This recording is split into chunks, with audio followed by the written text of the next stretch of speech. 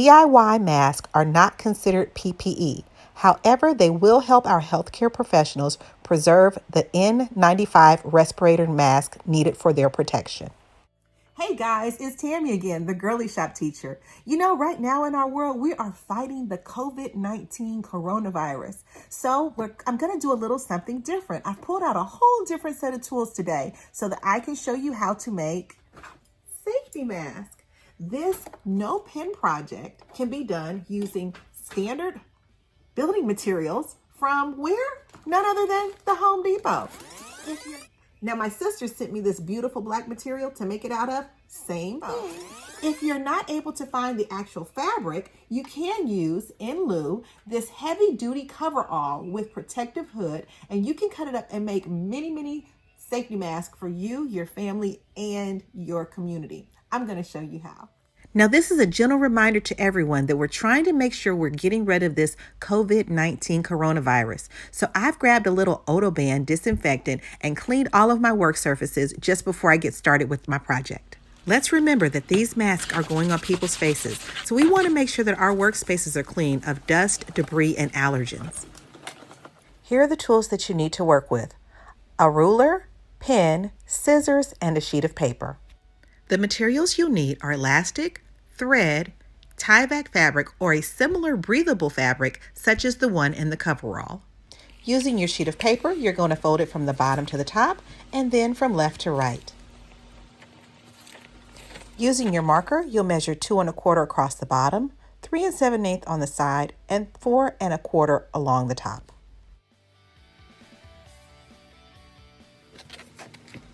Make your marks, draw your lines, and cut out your pattern.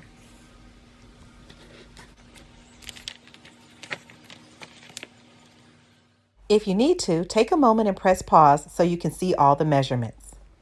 Using your fabric pattern, cut a strip of fabric 7 3/4 inches. Next, fold the fabric in half long ways. Okay, I'm going to really need you to stay with me on this next step. You're going to lay out your pattern, cut it on the side, put it away, cut the other side,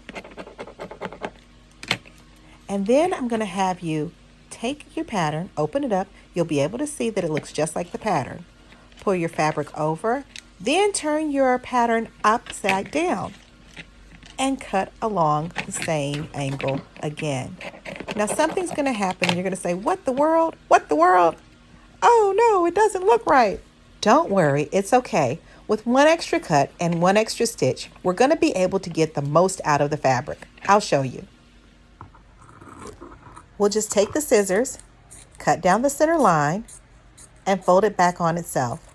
Once we've cut it open, we'll just stitch it back together and it'll be just like the other.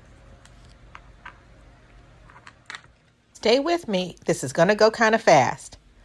I'm going to sew down one side of the mask that has the bottom already sewn in. Stopping my machine, taking my other mask that was in 2 separate pieces and sewing down one side, reinforcing the edge, of course, using the zigzag pattern, stopping, turning my fabric, sewing across the short portion of the mask.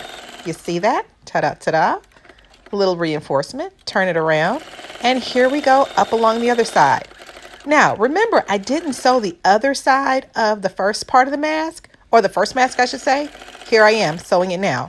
What I'm doing is a technique that actually conserves as much thread as possible. Now you'll see me cut it apart. Check it out. 2 masks, all stitched together, and all I'm going to do is clip the corners. And now instead of having 1 mask made, I now have 2. Folding the corner on itself, we're just going to make it a little tack stitch in order to hold it in place for the elastic. While I'm finishing this little tack stitch, I want to give a special thank you to my sister who is the president of her Sigma Pi Omega chapter of AKA. Did you know that the AKAs have been making pillowcase dresses for young girls in Africa and in Haiti? Next, you're going to pinch your elastic to make it a little bit easier to thread through the hole. Here we go. There it is on the other side. Give a little zigzag stitch to your elastic and you're done. That wasn't so bad, was it? You've learned to make this handy dandy safety mask.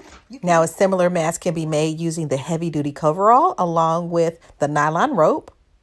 It'll just look a little bit different, just like this one. And if you don't have either of those materials available, you can use those wonderful recyclable grocery store bags. With a little ingenuity, we can all work together to stay safe.